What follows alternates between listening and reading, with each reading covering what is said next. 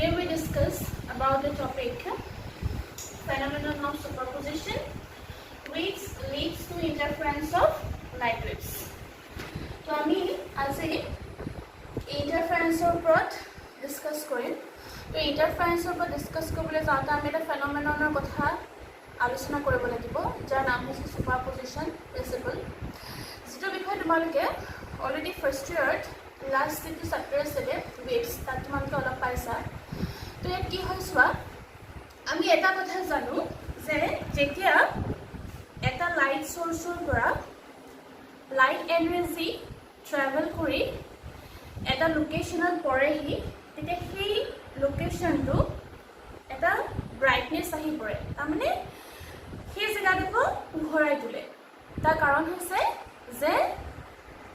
Energy travel কৰি আহে আৰু তাত এটা ইন্টেন্সিটি দিয়ে যেটো কাৰণে আমি সেই ব্ৰাইটনেছটো পাওঁ কিন্তু কেতিয়াবা এনেকুৱা হ'ব পাৰে যে এটা লোকেশনত দুটা লাইট ওয়েভস ট্ৰেভেল কৰি আহিছে আৰু আহি পেলাই একেডোখৰ জায়গাতে পৰিছে দুটা লাইট ওয়েভস ট্ৰেভেল কৰি আহি একেটা জায়গাতে পৰিছে তো তেতিয়া আমি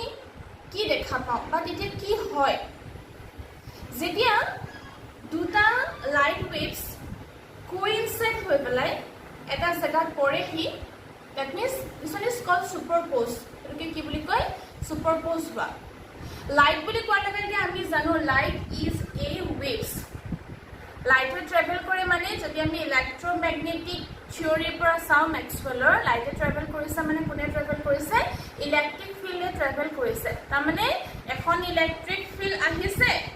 আকৌ এখন ইলেক্ট্ৰিক ফিল্ড আহিছে সুপাৰপোজ হৈছে এখন electric field suppose 5 volt per metre আৰু ইখন যেনিবা কিমান প্লাস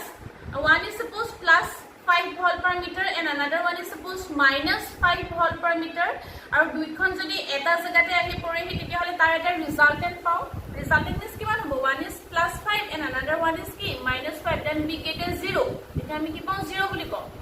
তো লাইট ওয়েভছৰ ক্ষেত্ৰত বেসিক্যালি আমি কোনটো লওঁ যে light waves means crest and trough light travel কৰিছে মানে আমি crest and trough-ৰ লগত বেস কৰি আমি ইয়াক এক্সপ্লেইন কৰিব লাগিব তো যেতিয়া দুটা লাইট ওয়েভস আহে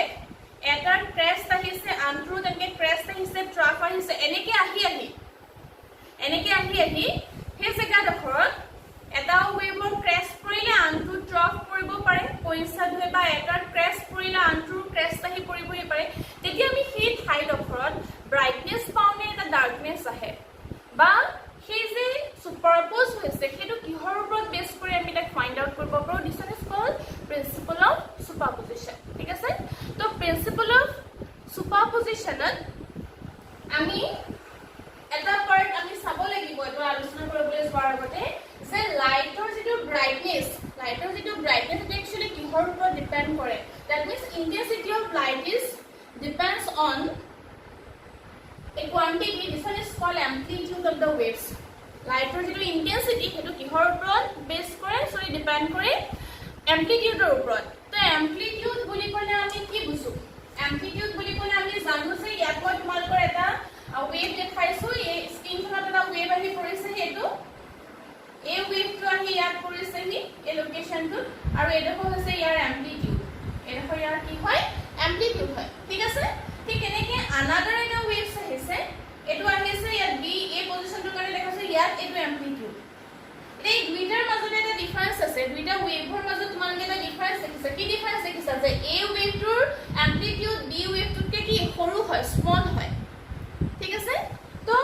এতিয়া এই দুটা ওয়েভৰ মাজত এই দুটা লাইট ওয়েভৰ মাজত কোনটোৰ ইন্টেন্সিটি বেছি হ'ব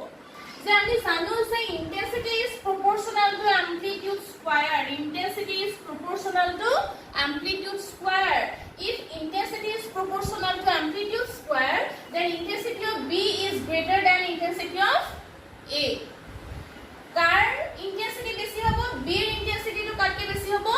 a কে বেছি হ'ব কি কাৰণে বেছি হ'ব কাৰণ b ৰ amplitude a কে বেছি এই কথাষাৰ তোমালোকে মনত ৰাখিব লাগিব যে ইন্টেন্সিটি টু একচুয়ালি কাৰ ওপৰত ডিপেন্ড কৰে তাৰ পাছত চোৱা এতিয়া আমি সুপাৰপজিশন প্ৰিন্সিপলটোৰ ওপৰলৈ যাওঁ আমি যে ইয়াত দেখাইছো ইয়াত দুটা ওয়েভস আহি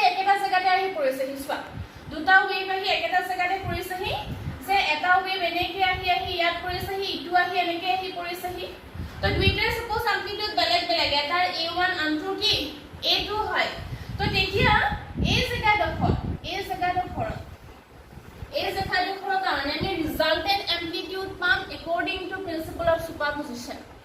এই জায়গাডোখৰত আমি ৰিজাল্টেন্ট এমপ্লিটিউড পাম তাৰমানে আমি ৰিজাল্টেন্ট এমপ্লিটিউড কেনেকৈ উলিয়াম ভেক্টৰ সাম কৰিম প্ৰত্যেকটো ওয়েভৰ এমপ্লিটিউডৰ যদি আমি ফাৰ্স্ট ওয়েভটোৰ এমপ্লিটিউড a1 হৈছে সেকেন্ডটোৰ যদি a2 হৈছে তেতিয়ালে ৰিজাল্টেন্ট এমপ্লিটিউডটো আমি কেনেকৈ উলিয়াম a1 a2 উলিয়াম তাৰমানে এনেকুৱা ধৰণৰ ধৰি ললো যে এই এটা ওয়েভৰ এমপ্লিটিউড যেনিবা 3 মিটাৰ বা 3 মিলিমিটাৰ প্লাস আৰু আনটোৰ কাৰণে যদি আমি পাইছো যে 2 মিলিমিটাৰ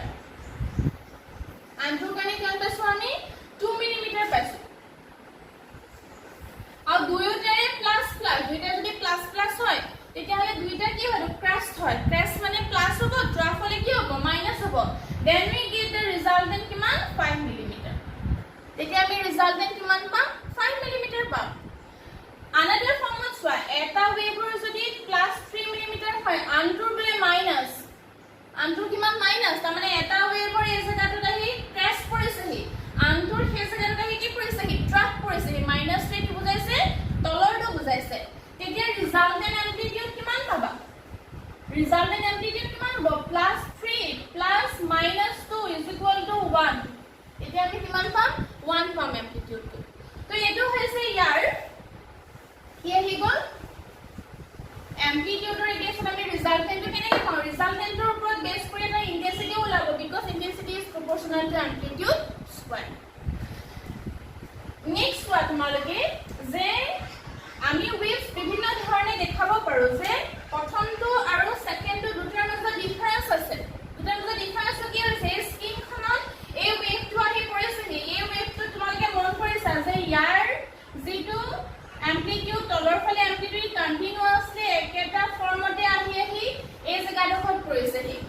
কন্টিনিউয়াসলি যদি এই পোৰশনটো এডোখৰত পোৱাৰ লগে নেক্সট এটো পোৰশন আহিব প্ৰত্যেকটো পইণ্টতে তাৰ কি আহিছে এমপ্লিটিউডটো সেম হৈ আছে তো আমি এই স্ক্ৰীনখনৰ এই পইণ্টত আমি কন্টিনিউয়াসলি ব্ৰাইটনেস এটা পাম একো নকমে কাৰণ কন্টিনিউয়াসলি ওয়েভটো আহি আছে একে ধৰণে কমাও নাই বহাও নাই এটা কনস্ট্যান্ট ফৰ্মত কন্টিনিউয়াসলি ওয়েভটো আহি স্ক্ৰীনখনত পৰি আছে then we get only brightness point আমি অলপ ব্ৰাইটনেস কন্টিনিউয়াসলি পাই থাকিম that means homogeneous brightness continuously আমি কি পাইছা homogeneous brightness to continuously পাই গৈ থাকিম কেনে পাম কাৰণ ইয়াত ফৰ্মটো চোৱা একে হৈ আছে ইয়াত একো চেঞ্জ নাই হোৱা ক্ৰাশ ধুনীয়াকৈ এটা ফৰ্মত আহি আছে আৰু এনেকুৱা ওয়েভক কি নাম দিলে কনসিস্টেন্ট ওয়েভ বুলি ক'লে এই ওয়েভটো কি বুলি ক'লে কনসিস্টেন্ট ওয়েভ বুলি কৈছে ঠিক আছে ঠিক একে ধৰণে নেক্সটত চোৱা ইয়াত তোমালোকে ফিগাৰটো দেখিছা এই ফিগাৰটোত এবাৰ বহু বেছি হাই হৈছে নাকো কমিছে তাৰপৰা একেবাৰে কমিছে আকৌ বাঢ়িছে এনেকুৱা ধৰণৰ হৈছে এই পোৰশনটো যদি এডোখৰত পাবহি এই ফাৰ্স্ট পোৰশনটো যদি এডোখৰত পাবহি তেতিয়া এটা ব্ৰাইটনেস দিব কিন্তু যেতিয়া তাৰ পিছৰ পোৰশনটো পাবগে তেতিয়া ব্ৰাইটনেসটো লাহেকৈ কি হয় কমি আহিব আকৌ বাঢ়িব আকৌ কমিব আকৌ বাঢ়িব আকৌ কমিব তাৰমানে আমি কেতিয়াও এই জায়গাডোখৰত ব্ৰাইটনেসটো কন্টিনিউয়াসলি নাপাওঁ কেনে নাপাওঁ ইয়াত আমি এটা চেঞ্জ দেখিছো এটা কন্টিনিউয়াস ওয়েভ ফৰ্ম নহয় কনস্ট্যান্টলি ইনাইজবা এটো কনস্ট্যান্ট হৈছে এটো কনস্ট্যান্ট নহয় তো ইয়াত আমি ব্ৰাইটনেসটো কন্টিনিউয়াস নাপাওঁ and this one is called inconsistent wave এটো কি বুলি ক'লে inconsistent wave বুলি ক'লে কিন্তু আমি এতিয়া inconsistent ৰ ওপৰত ডিসকাস নকৰো আমি কি কৰিম consistent wave ৰ ওপৰতে ডিসকাস কৰিম ঠিক আছে তো এতিয়া সুপাৰপজিশন যেটো প্ৰিন্সিপল আছিলে সুপাৰপজিশন যেটো প্ৰিন্সিপল আছে সেই প্ৰিন্সিপলটো মই তোমালোকক আৰু এটা বস্তু ইয়াত এক্সপ্লেইন কৰিছো যে কেনেকৈ আমি ওয়েভৰ ক্ষেত্ৰত এই প্ৰিন্সিপলটো আমি ইউজ কৰি পেলাই চাব পাৰো তো চাবা এতিয়া ইয়াত মই এটা ওয়েভ ড্ৰ কৰিছো ৰিজাল্টটো কেনেকৈ উলিয়াই আনিছা ইয়াত আমি এটা ওয়েভ ড্ৰ কৰিছো এটা ওয়েভ আছে ঠিক আছে তাৰ পিছতে আৰু এটা ওয়েভ ড্ৰ কৰিছো এটা ওয়েভ আমি পাইছো ঠিক আছে এটা ওয়েভ যদি সুপাৰপোজ হয় এই ওয়েভটা যদি লগ লাগে তেতিয়া আমি সুপাৰপোজ হোৱাৰ পিছত ৰিজাল্টেন্ট ওয়েভটো কেনেকুৱা পামগে ৰিজাল্টেন্ট ওয়েভটো কেনেকুৱা পামগে চাবা এনেকুৱা ধৰণৰ এমপ্লিটিউডটো বাঢ়ি গৈছে চোৱা এমপ্লিটিউডটো বাঢ়ি গৈছে ইয়াত যদি এডোখৰ আছিলে ইয়াত এডোখৰ আছিলে তো তেতিয়া এড হৈ যাব এইখিনি আৰু এইখিনি দুটা দুটা আমি এড কৰি পেলাই যেটো এমপ্লিটিউড পাম দিস ওয়ান ইজ কল্ড ৰিজাল্টেন্ট এমপ্লিটিউড এটো ৰিজাল্টেন্ট দিয়ে ভ্যালু আহিব একে ধৰণে আমি যদি চাই মানে মন কৰিছে এইডোখৰ পজিশনত আহি ক্ৰেশ কৰিছে ইয়াতো আহি আকৌ কি কৰিছে হি ক্ৰেশে কৰিছে তো যদি এইডোখৰ যদি 3 আছিল ইয়াত কি আছিল 3 তেতিয়া হলে আমি দুটা লগ হলে ৰিজাল্টেন্টটো কি পাম 6 পাম 3 + 3 6 according to phenomenon of superposition কিন্তু যদি হে এটো এনেকুৱা ধৰণে যদি আহে সাপোজ এনেকুৱা হয় যদি এনেকুৱাকে হয় যদি সাপোজ এইখিনি +3 এটো কিমান -3 এইখিনি +3 এডখন -3 যদি এডখন আহি পেলাই এটো ক্ৰাশ কৰিছে ইয়াৰ কি আছে ট্ৰাফ এটা ক্ৰাশ আহি পৰিছে হি আনটো কি পৰিছে হি ট্ৰাফ আহি পৰিছে হি the resultant is 0 because one is +3 and another one is -3 তো তেতিয়া resultant কি ওলাব ইয়াত 0 মানে ইয়াত আমি লাইট নাপাও no light ইয়াত আমি লাইট নাপাও ইট তো এনেকুৱা ধৰণে আমি ফেনোমেননটো এক্সপ্লেইন কৰিব পাৰো এতিয়া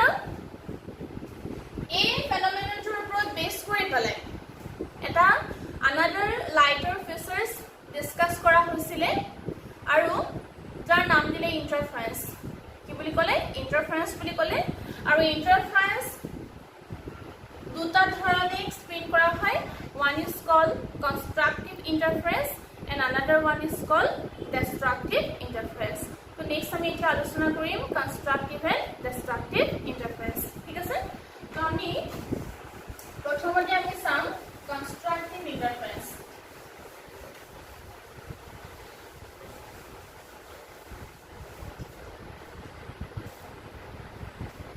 Number 1, constructive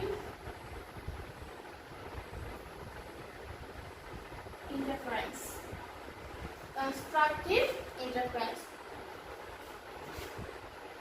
So, yet I mean the wave drawing.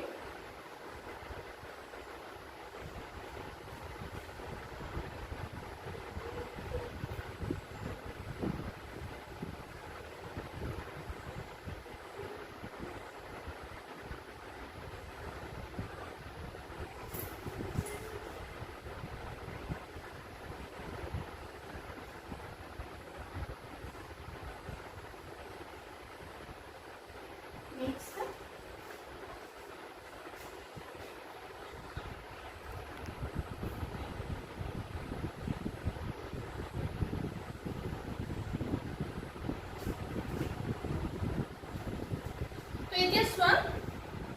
ইয়াত আমি দুটা ওয়েভ আহিছো ইয়াত স্কিনৰ কথা কৰিছো দেখিছো ইয়ালে সুপাৰপোজ হলে আমি কি পাম চাম ইয়াৰ কাৰণে আমি এম্প্লিটিউড a1 বুলি কলো এটো কাৰণে এম্প্লিটিউড আমি কিমান কলো a2 ঠিক আছে তো এতিয়া ইয়াৰ আমি ৰিজাল্টেন্ট ওয়েভটো কেনেকুৱা ধৰণে পাম অলপ আগত আমি দেখাইছো যে ৰিজাল্টেন্ট ওয়েভটো কেনেকুৱা ধৰণে পাম কি মই দেখাইছিলো যে ইয়াৰ amplitude কি হৈ যাব increase হৈ যাব ইয়াৰ amplitude কি হৈ যাব এনেকুৱা ধৰণে increase হৈ যাব amplitude to increase হৈ যাব amplitude to কেনেকৈ increase হ'ব intensity যদি আমি চাওঁ because intensity is proportional to কি amplitude square so intensity to proportional to amplitude square হয় তেতিয়াহ'লে ইয়াৰ এই ওয়েভটোৰ এটা resultant amplitude পাম a1 plus কি হ'ব এইটো হ'ব A wave to resultant amplitude kiman hobo a1 plus a2 hobo according to principle of superposition so constructive interference er jo figure moi dekhaisu et man go je press the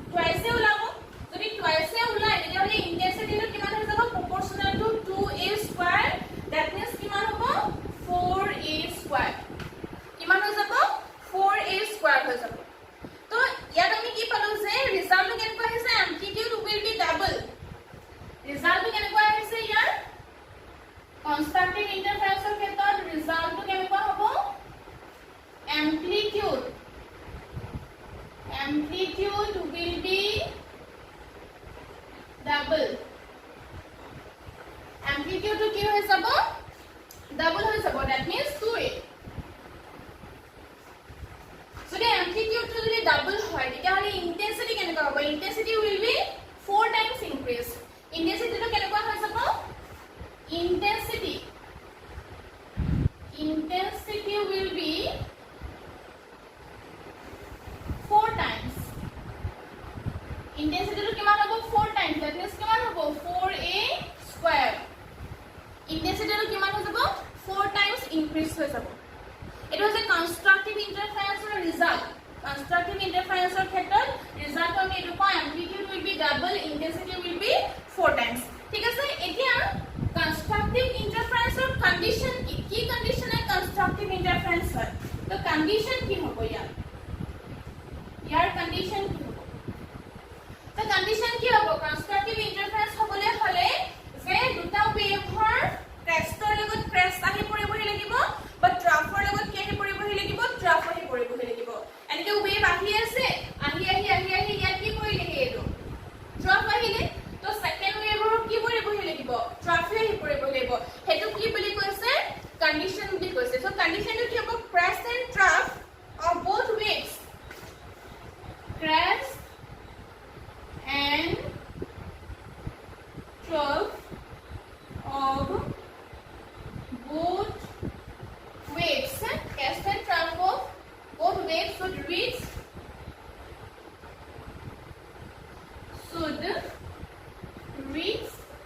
at the same point eketa point hote ba eketa samoyote same point nohoy eketa samoyote crest and trough of both waves should reach at same instant এটা খুব মন কৰিবলগীয়া কথা যে প্ৰত্যেকটো ওয়েভৰ একেটা সময়তে একেটা ঠাইতে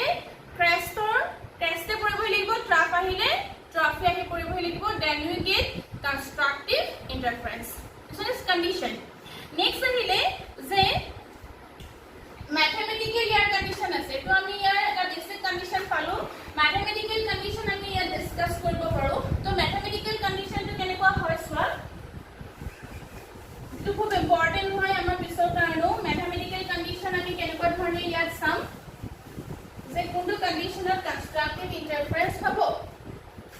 mathematical condition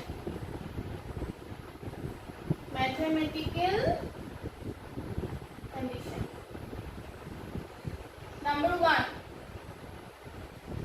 phase difference is equal to number 1 phase difference is equal to now what is phase difference বুলি ক'লে আমি কি বুজো ফেজ বুলি ক'লে বেলে একো নহয় মই তোমালোকক ওয়েভ ফ্ৰন্ট যেতিয়া পঢ়াইছো তেতিয়া মই ফেজ ডিফাৰেন্সৰ কথা কৈছিলো তো এতিয়া চোৱা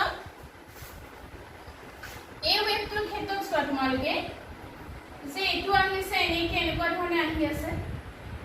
তো এইখিনিৰ পৰা ইয়াৰ পৰা যদি ষ্টাৰ্ট কৰা এইখিনিলৈকে কিমান হ'ব এটো পাই দেন কি হ'ব 2 পাই দেন কি হ'ব এটো 3 পাই দেন কি হ'ব এটো 4 পাই তো ইয়াৰ পৰা চোৱা pi 2 pi 3 pi 4 pi তো এই পয়েন্টত ফার্স্ট ওয়েভটোৰ ফেজ কিমান আহিছে 4 pi আহিছে দেন পিছৰটোৰ কিমান আহিছে 4 pi আহি পৰিছে এটো হলে দুইটাৰ মাজত ডিফাৰেন্স কিমান ডিফাৰেন্স মিন মাইনাস দুইটা পৰা মাইনাস কৰি দিয়া 4 pi minus 4 pi কিমান হ'ব 0 হ'ব তো প্ৰথম পয়েন্টটো কি হ'ব ফেজ ডিফাৰেন্স প্ৰথমটো কি হ'ব লাগিব 0 when phase difference is 0 then we get constructive interference তাৰপাছত চোৱা যদি আমি কি কৰো এই পোৰশনটো এবাৰ সাপোজ কি কৰি দিলো নাইকিয়া কৰি দিলো এতিয়া চাবা ইয়াত ফাৰ্স্ট ওয়েভটো কিমান আহিছে এটো 4 পাই আছে আৰু সেকেন্ড ওয়েভৰ কিমান আছে এটো পাই আছে সো 2 পাই ঠিক আছে তো তেতিয়া হলে স্ক্ৰিনখনত ইয়াৰো ক্ৰেষ্ট পৰিছে ট্ৰাফ পৰিছে আৰু সেকেন্ড ওয়েভৰ কি পৰিছে ট্ৰাফে পৰিছে then what is the phase difference to আমি কিমান পাইছো 4 pi minus 2 pi কিমান আহিব 2 pi ঠিক একে ধৰণে যদি পিছৰটো কাৰণে যদি তোমালোকে চাই ইমাজিন কৰি দিলে কিমান আহিব পিছৰটো কাৰণে 4 pi আহিব আৰু তেনেকৈ কি কৰি থাকিব গৈ থাকিব তো এনেকৈ যেতিয়া আমি পামগে এনেকৈ যেতিয়া আমি চাম তেতিয়া ইয়াত কি হয় যে ইয়াত আমি এটা কমন কন্ডিশন আহিব আৰু হেফৰ কন্ডিশনটো কিমান আহিবগে এটো যদি আমি চাও ইজ ইকুৱেল টু 2n পাই তো আমি কেনেকৈ ধৰিম আমি 2n পাই তাৰ মানে where n is equal to 1 2 3 এনেকৈ যাব n is equal to 1 নহয় 0 পৰা start কৰো 0 1 2 3 কে গৈ থাকিব ঠিক আছে তো this one is the condition of phase difference 0 2 by 4 by এনেকুৱা হলেহে কি আহিব constructive interference number 2 path difference number 2 path difference কি হ'ব এটা তোমালোকে চাবা যে আমি ইয়াত phase difference ৰ কথা কৈছো path difference ৰ কথা কৈছো phase আৰু path difference ৰ মাজৰ relationship টো কেনেকুৱা হয় সদায় মন কৰিবা যে 1 lambda length of wave মন কৰিবা যে 1 lambda length of wave is equal to 2 pi phase phase কিমান হ'ব 2 pi কথা খাৰ মনত ৰাখিবা মানে path length মানে এটা কোৱা ইয়াৰ পৰা এখিনি লাগে এই দেখো এটা আমি কি বুলি কওঁ lambda বুলি কওঁ তো ইয়াৰ পৰা এখিনি কি যদি lambda হয় ইয়াৰ পৰা ইয়ালৈকে 1 lambda কিমান থাকিব phase কিমান থাকিব 2 pi থাকিব 2 lambda কিমান থাকিব 4 pi থাকিব তো ঠিক তেনেকে আমি phase ৰ লগত path বা pathৰ লগত phase টো আমি কি কৰিব পাৰো কম্পেয়াৰ কৰিব পাৰো তো এই path difference কেনেকৈ হ'ব চোৱা যদি হে phase difference 0 হয় যদি হে phase difference 0 হয় তেনে path difference কিমান হ'ব 0 এ হ'ব কথাখাৰ এখাৰ ভালকে মন কৰি লোৱা তেতিয়া তোমালোকে দুটাৰ মাজৰ লিংকটো বুজি পাবা যে 1 lambda length of wave ত কিমান phase থাকে 2 pi lambda মানে এইখিনিৰ পৰা এইখিনি লাগে তো এইখিনিৰ পৰা এইখিনিলৈকে path length lambda হলে phase কিমান হ'ব 0 pi কিমান আহিব এটো 2 pi আহিব তো এতিয়া আমি যদি চাও আগৰ ওয়েভটোলে যদি চাও আগৰ ওয়েভটো এনেকুৱা আছিল তো ইয়াতো 4 pi আছে phase ইয়াতো 4 pi আছে তো এখানে আমি phase difference 0 পালো ইয়াত দুইটাৰে পাথ কিমান আছে ইয়াত কিমান আছে 2 lambda আছে এখিনিটো আকৌ lambda 2 lambda ইয়াতো কিমান আছে 2 lambda তো তেতিয়ালে phase difference কিমান হ'ব 0 ৰ কাৰণে path difference কিমান আহিব 0 এ আহিব সেকেন্ডত সোৱা সেকেন্ড আমি এই পোৰচনটো মোহাই দিছিলো তো path কিমান আহিব 2 pi phase ৰ কাৰণে path কিমান আহিব এটো কিমান আছে 2 lambda আছে ইয়াত কিমান আছে lambda আছে তো path difference কিমান আহিব lambda আহিব 2 lambda minus lambda তো 0 0 2 pi কিমান lambda because we know that 1 lambda length of wave is equal to 2 pi phase তাৰ পিছতে 4 pi কিমান আহিব 2 lambda এনেকৈ গৈ থাকিব আৰু ইয়াৰ আমি এটা again condition পামগে তো সেই কন্ডিশনটো আমি কেনেকৈ লিখিম n lambda লিখিম again ইয়াত n ৰ ভ্যালুবোৰ কেনেকৈ যাব 0 1 2 3 তো এইকিটা হৈছে mathematical condition of constructive interference that means for constructive interference when phase difference is 2n pi and path difference is n lambda then we get constructive interference আমরা কেনেকৈ থাকিব লাগিব phase বোৰ 0 2 pi 4 pi এনেকৈ থাকিলে কি পাম আমি constructive আৰু 0 lambda 2 lambda এনেকৈ থাকিলে কি পাম আমি constructive পাম এটো হৈছে mathematical condition ইয়াত আৰু এটা কথা মন কৰিব লাগে যে ইয়াত তুমি যেটো মই ওয়েভ দেখাইছো this wave is consistent wave এই ওয়েভটো কি হৈছে consistent হয় inconsistent wave ইয়াত এটো আমি নাপাও interference তো consistent wave হ'ব লাগিব তো what is the requirement of interference that requirement to কেনেকুৱা হ'ব লাগিব requirement to কেনেকুৱা হ'ব লাগিব যে ইয়াৰ source to কি source হ'ব লাগিব coherent source requirement to কেনেকুৱা হ'ব লাগিব ইয়াৰ requirement কি আহিব লাগিব source is coherent now what is coherent source coherent বুলি ক'লে আমি কি বুজো coherent মানে হৈছে equal wavelength and frequency equal frequency যেতিয়া দুটা ওয়েভৰ wavelength আৰু frequency কি হ'ব একে হ'ব তেতিয়া আমি ওয়েভটো কি বুলি কওঁ source to কি বুলি কওঁ coherent source বুলি কওঁ তো ইয়াৰ কাৰণে source to কি হ'ব লাগিব coherent source হ'ব লাগিব this one is called requirement ঠিক আছে coherent source মানে কি বুলি ক'লো ভালকে মন কৰিবা যে when two sources have equal wavelength and equal frequency then this one is called coherent source তো হেতু কি বুলি কব coherent source বুলি কোৱা হ'ব তাতে আৰু এটা এড কৰিছে coherent source ত আৰু এটা এড কৰিছে যে যাৰ যেটো ফেজ source টোৰ যেটো ফেজ হয় যাক আমি ফেজ ডিফাৰেন্স বুলি কওঁ সেই ফেজ ডিফাৰেন্স কি দিব লাগিব কনস্ট্যান্ট হ'ব লাগিব তো coherent source ৰ তিনটা point equal wavelength equal frequency and constant phase difference this one is called coherent source তো এইখিনি হৈ গল কনস্ট্ৰাকটিভ ইন্টাৰফাৰেন্স ঠিক আছে ইয়াৰ পাছত যেটো আছে ইয়াৰ পাছৰটো হৈছে সেকেন্ডটো হৈছে ডিষ্ট্ৰাকটিভ ইন্টাৰফাৰেন্স ডিষ্ট্ৰাকটিভ ইন্টাৰফাৰেন্স বুলি ক'লে আমি কি বুজো বা ডিষ্ট্ৰাকটিভ ইন্টাৰফাৰেন্সৰ কাৰণে কন্ডিশনবোৰ কি কি হ'ব তো সেকেন্ডটো আহি গল ডিষ্ট্ৰাকটিভ ইন্টাৰফাৰেন্স সেকেন্ডটো হ'ল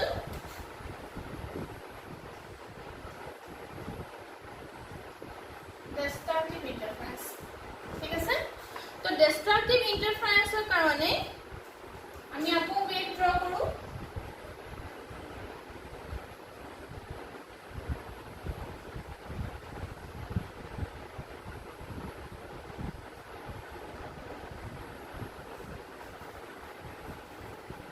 তো এতিয়া সবাই ইয়াত দুটা ওয়েভ আহিছে দুটা ওয়েভ আহি গলে স্কিনত পৰিছে স্কিনত পৰোতে ইয়াত তোমালোকে কন্ডিশনটো লিখিছা when first wave ৰ যদি ট্ৰফটো আহি পইণ্টত পৰিছে তেতিয়ালে সেকেন্ড ওয়েভৰ কি আহি পৰিছে ট্ৰফটো আহি পৰিছে তো এতিয়া ইয়াত যদি আমি চাও ৰিজাল্টেন্টটো ইয়াত যদি আমি again ইয়াৰ amplitude a1 ইয়াৰ কিমান a2 then resultant amplitude is equal to a1 plus a2 same condition apply karo if a1 is equal to a2 is equal to a then resultant is equal to how much 0 then amplitude kiman ulabo 0 ulabo aru তেতিয়া আমি ইয়াত কি না পাও একো light না পাও no light and আমি লাইট না পাও no light means কি darkness है वो brightness nahe yat light আমি ইয়াত না পাও this is destructive interference যদি এই amplitude to যদি 0 হয় resultant তেতিয়ালে intensity কিমান হ'ব 0 হ'ব তো intensity 0 means কি brightness নহয় intensity 0 means কি আন্ধাৰ dark হৈ যায় তো যদি আমি এখন স্কিনত এটা লাইট সোর্স আহি পৰিছে হে আৰু এটা লাইট সোৰ্স আহি পৰিছে দেখিছো যে তাতে খুব পোহৰ নাই আকৌ দেখিছো যে এটা একেটা লাইটৰ পৰা এটা লাইট আহি সোৰ্স আহি পৰিছে আৰু এটা পৰিছে তেতিয়া কিন্তু ব্ৰাইটনেছ এটা পাইছো কোনবা এবাৰ আমি নাই পোৱা যোনবাৰ পাইছো এটো হৈছে কনস্ট্ৰাকটিভ আৰু যোনবাৰ নাই দেখা এটো কৈছে কি destructive হ'বলৈ হলে কি হ'ব লাগিব এনেকুৱা হ'ব লাগিব যে এটা ওয়েভৰ যদি ক্ৰেষ্টটো আহে ইটো কি পৰিবহি লাগিব একেটা সময়তে ট্ৰফটো আহি পৰিবহি লাগিব সো ইয়াত কন্ডিশনটো কেনেকুৱা হ'ব তেতিয়া হলে ইয়াৰ কন্ডিশনটো কেনেকুৱা হ'ব তো কন্ডিশনটো হ'ব crest of one wave and trough of another wave কন্ডিশনটো কি হ'ব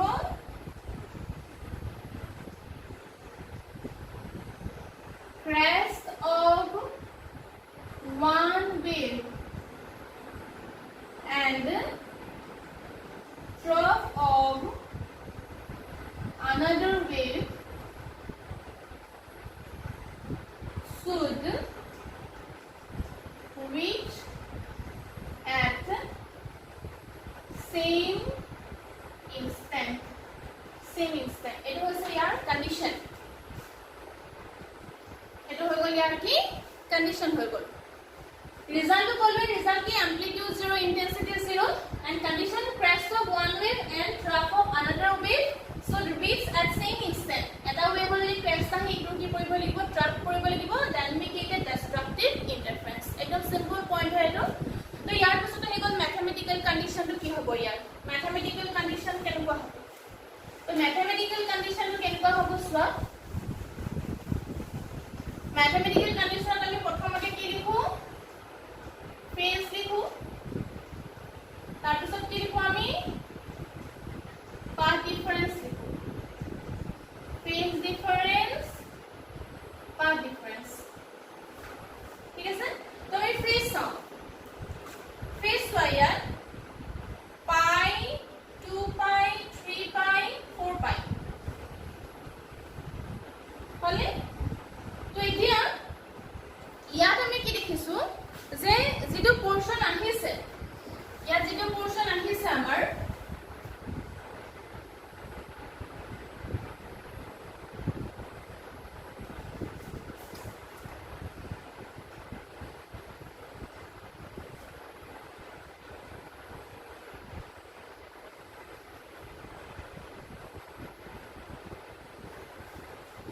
1 pi 2 pi 1 pi 2 pi 3 pi 1 pi 2 pi ঠিক আছে তো এতিয়া ইয়াত ডিফারেন্স যদি উলিয়াও তেতিয়ালে প্ৰথমটোৰ কাৰণে যেটো ফাৰ্স্ট আছে this one is 3 pi আৰু এটো কি হৈছে pi আহিছে তো ইয়াৰ যেটো ডিফাৰেন্স আহিছে তো ফেজ ডিফাৰেন্সটো প্ৰথমটো ইয়াত কি আহিব pi আহিব ইয়াত প্ৰথমটো কি আহিব pi আহিব তাৰ পিছৰটো কি আহিব 3 pi আহিব তাৰ পিছৰটো কি আহিব 5 pi তাৰমানে তোমালোকে মন কৰা যে আগত কি আছিল 0 আছিল কনস্ট্ৰাক্টিভত 0 আছিল 2 pi আছিল 4 pi আছিল তো 0 আৰু 2 pi মাজত কি pi আছে তো ডেষ্ট্ৰাক্টিভত কি আহিব pi আহিব 3 pi আহিব 5 pi আহিব এনেকৈ গৈ থাকিব গৈ পেলাই যেটো আমি ফৰ্মুলা আমি উলাবগে যেটো আমি ফৰ্মুলা আমি পাম কি সেই ফৰ্মুলাটো আমি কেনেকৈ লিখিম ইয়াত 2n + 1 pi again n is equal to 0 1 2 3 এনেকৈ যাব 0 পুট কৰাৰ লগে কি আহিব pi আহিব 1 পুট কৰাৰ লগে কি আহিব 3 pi আহিব যদি হে ফেজ ডিফাৰেন্সটো এনেকৈ যায় তেলে পাথ ডিফাৰেন্স কেনেকৈ যাব pi কাৰণে কিমান হ'ব pi কাৰণে কিমান হ'ব সচোন pi এটো একেলগে pi যদি pi এডোখৰ হয় তো তেলে কি হ'ব ওয়েভলেংথৰ আধা হ'ব দ্যাট মিন্স কিমান আহিব এটো λ/2 আহিব তাৰপিছত কি আহিব 3 λ/2 আহিব তাৰপিছত কিমান আহিব 5 λ/2 এনেকৈ আহিব আৰু আমি আকৌ ৰিজাল্ট পাম যে 2n + λ/2 এটো হৈছে আমাৰ mathematical condition 2n + 1 λ/2 and another one is 2n + pi তো এতিয়া এই যেটো আমি কন্ডিশন ইয়াত আমি ডিসকাস কৰিছো তোমালোকে মন কৰিছে যে এনেকুৱা ইন্টাৰফাৰেন্স দুই ধৰণৰ আমি দেখা পাও one is called constructive and another one is destructive constructive form হয় আৰু destructive form হয় তাৰমানে আমাৰ brightness আহে তাপা আকৌ কি আহে dark আহে তাপা আকৌ কি আহে bright আহে তাপা আকৌ কি আহিব dark আহিব এনেকুৱা ধৰণে এটা আমি form পাও this is called interference আৰু এই ইন্টাৰফাৰেন্সৰ এক্সপেৰিমেন্টটো এখিনি যেখিনি কথা এখিনি যেটা ল্যাবৰেটৰীত প্ৰুফ কৰিব লগা হল কেলে এনেকুৱা হৈছে যে স্কিনত আমি তেনেকুৱা ধৰণে কেলে পাও বস্তুখিনি তো হেতু হাইজেন্সৰ পিছত এজন জুনিয়ৰ ইয়ংছ নামৰ এজন সাইন্টিস্ট এটা এক্সপেৰিমেন্ট কৰিলে যাৰ নাম দিলে ইয়ংছ ডাবল স্লিট এক্সপেৰিমেন্ট তো ইয়ংয়ে এটো এক্সপেৰিমেন্টালি প্ৰুফ কৰিছিল যে ইন্টাৰফাৰেন্সত কনস্ট্ৰাক্টিভ আৰু ডেষ্ট্ৰাক্টিভ আৰু আমি continuously first bright then again dark again bright again dark এনেকুৱা ধৰণে আমি কিছুমান কি পাও তাত উইচ কিছুমান দেখিবলৈ পাও যাৰ নাম দিলে ইয়ংছ ডাবল স্লিট এক্সপেৰিমেন্ট ঠিক আছে তো এখিনি আহিলে according to superposition principle আমি কি এক্সপ্লেইন কৰিছো ইন্টাৰফাৰেন্স এটা ইয়াতে এটা কথা আহি পৰে যে any two sources of light are never coherent যে যিকোনো দুটা sources of light কেতিয়াও কি হ'ব নোৱাৰে coherent হ'ব নোৱাৰে যদি আমি এটা লাইট সোৰ্স ললো আৰু বেলেগ এটা লাইট সোৰ্স আনিলো তেতিয়া সেই দুইটা সোৰ্সক একেলগে আমি কি বুলি ক'ব নোৱাৰো কোহেৰেন্ট বুলি ক'ব নোৱাৰো কি কাৰণে কোহেৰেন্ট বুলি ক'ব নোৱাৰো তোমালোকে চোৱা যে আমি এটো এক্সপ্লেইন কৰিবলৈ যাওঁতে আমি অলপ এটা পইণ্টলৈ যাব লাগিব সেইটো হৈছে যে আমি কি ক'লো any two sources of light are মন কৰিবা এটো তোমালোকে any sources of light never any two sources of light are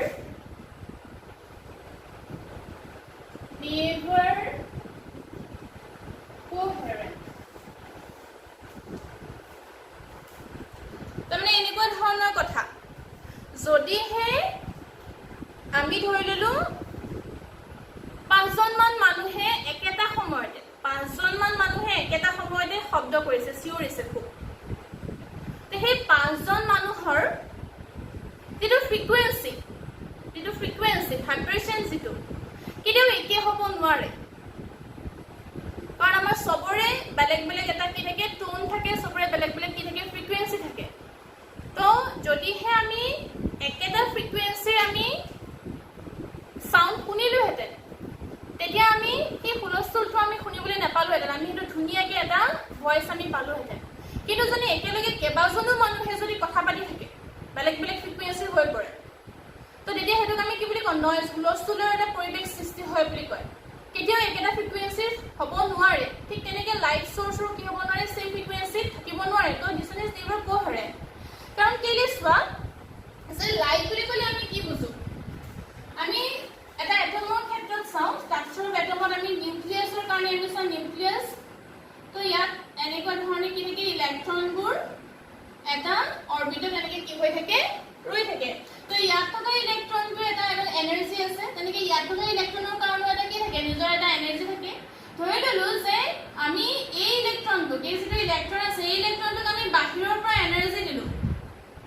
এই ইলেক্ট্ৰনটোক আমি কি কৰিলো এনাৰ্জি দিলো আৰু ইলেক্ট্ৰনটোৱে সেই এনাৰ্জিটো লৈ পেলাই আউটাৰ ওপৰৰ যিটো আপাৰমোষ্ট অৰবিট আছে এই অৰবিটটোলৈ জাম্প কৰিলে সেই এনাৰ্জিটো এবজৰ্ব কৰি পেলাই লৈ পেলাই এই ইলেক্ট্ৰনটো এই অৰবিটটোলৈ কি কৰিলে জাম্প কৰিলে কিন্তু এই অৰবিটটোত এই ইলেক্ট্ৰনটোৰ কাৰণে জেগা নাই এনাৰ্জিটো পালে ইলেক্ট্ৰনটো ওপৰলৈ জঁপিয়ালে কিন্তু সেই অৰবিটটোত ইলেক্ট্ৰনটোৰ কাৰণে জেগা নাই এনাৰ্জিটো লৈ গৈ যদিও সেই অৰবিটটোত ইলেক্ট্ৰনটো থাকিব পৰা তাৰ কি নাই ঠাই নাই তো ইলেক্ট্ৰনটো আকৌ কলৈ জেগালৈ ঘূৰি আহিব লাগিব নিজৰ জেগালৈ ঘূৰি আহিব লাগিব ইলেক্ট্ৰনটো আকৌ কলৈ আহিব লাগিব এনেকৈ নিজৰ জেগালৈ ঘূৰি আহিব লাগিব আকৌ তো ঘূৰি আহিবলৈ হ'লে সেই ইলেক্ট্ৰনটোৱে যিটো এনাৰ্জি এবজৰ্ব কৰিছিলে সেই এনাৰ্জিটো আকৌ কি কৰি দিব লাগিব এমিট কৰি দিব লাগিব এৰি দিব লাগিব এৰি দিয়াৰ লগে লগে সি পুনৰ আকৌ নিজৰ ঘৰলৈ উভতি আহিব পাৰিব যিটো এনাৰ্জি এৰি দিয়ে ইলেক্ট্ৰনটোৱে যিটো এনাৰ্জি এৰি দিয়ে সেইটোকে আমি কি বুলি কওঁ লাইট বুলি কওঁ তাকে আমি কি বুলি কওঁ লাইট বুলি কওঁ যাক আমি ফটোন হিচাপে এক্সপ্লেইন কৰোঁ তো তেতিয়াহ'লে লাইট ট্ৰেভেল হৈছে মানে এই ইলেক্ট্ৰনটো কি হৈছে ইয়াত ভাইব্ৰেট হৈ আছে ওপৰলৈ গৈছে তললৈ আহিছে আকৌ এনাৰ্জি ল'লে ওপৰলৈ গ'ল আকৌ তললৈ আহিলে তো ই কি হৈ আছে ভাইব্ৰেট হৈ আছে তো তেতিয়াহ'লে সেই ইলেক্ট্ৰনটো এটা এনাৰ্জি এমিট কৰিব যেটো ফটোনৰ এনাৰ্জি ইকুইভ্যালেন্ট আমি কি বুলি কওঁ HF তো এই ইলেক্ট্ৰনটোৰ যেটো ফ্ৰিকুৱেন্সি এই যেটো লাইট এমিট কৰি এটো ফ্ৰিকুৱেন্সি এটা এনাৰ্জি পালে তেনেকৈ অন্য এটা ইলেক্ট্ৰনো যাব আৰু এটা ইলেক্ট্ৰনো তেনেকৈ যাব তো প্ৰত্যেকটো ইলেক্ট্ৰনৰ ফ্ৰিকুৱেন্সি সেম নহয় প্ৰত্যেকটো ইলেক্ট্ৰনৰ কাৰণে সেই এমিট কৰা এনাৰ্জিটো কেতিয়াও কি হ'ব নোৱাৰে একে হ'ব নোৱাৰে মিলিয়নছ অফ ইলেক্ট্ৰনৰ কাৰণে বেলেগ বেলেগ হয় সো কেতিয়াও দুটা সোৰ্স কি হ'ব নোৱাৰে কোহেৰেন্ট হ'ব নোৱাৰে তো এনসাৰটো আমি কেনেকৈ লিখিম মই কৈ দিছো তোমালোকে লিখি লোৱা in each source frequency of light is in each source frequency of light is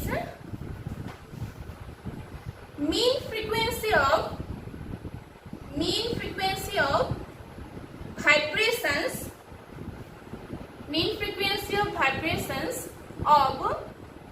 millions of electrons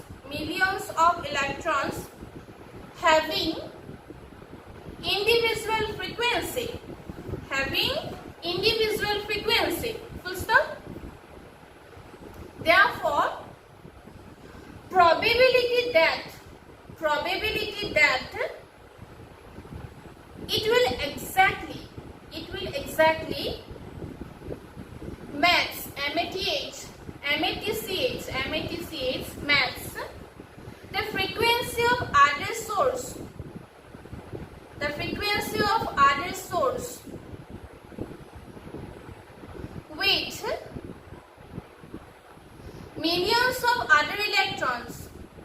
with millions of other electrons is zero full stop hence two sources can never be coherent ঠিক আছে তো যেতিয়া দুটা source কোহেৰেন্ট হ'ব নোৱাৰে তেতিয়া এটা problem আহি পৰিলে ফৰ এক্সপেৰিমেন্ট ল্যাবৰেটৰীত কাৰণ কি সোৰ্স দৰকাৰ হয় কোহেৰেন্ট সোৰ্স দৰকাৰ হয় দুটা সোৰ্স কিটো কোহেৰেন্ট হ'ব নোৱাৰে তো সেই কাৰণে ইয়ংছৰ ক্ষেত্ৰত তে এক্সপেৰিমেন্ট কৰিবলৈ যাওঁতে কোহেৰেন্ট সোৰ্স ল'ব লগা হ'ল কাৰণ ৰিকুৱাৰমেন্ট টু ইন্টাৰফাৰেন্স অফ কোহেৰেন্ট সোৰ্স হয় তো কোহেৰেন্ট সোৰ্স এতিয়া ক'ত পাম তো কোহেৰেন্ট সোৰ্সৰ কাৰণে another এটা process to is creating a coherent source তো কেনেকৈ কোহেৰেন্ট সোৰ্স ক্ৰিয়েট কৰে কোহেৰেন্ট সোৰ্স ক'ৰ পৰা পাব যদি হে দুটা সোৰ্স কেতিয়াও কোহেৰেন্ট নহয় তেতিয়াহ'লে এক্সপেৰিমেন্ট কৰিবৰ কাৰণে কোহেৰেন্ট সোৰ্স দৰকাৰ হৈছে তো কেনেকৈ কৰিব সো creating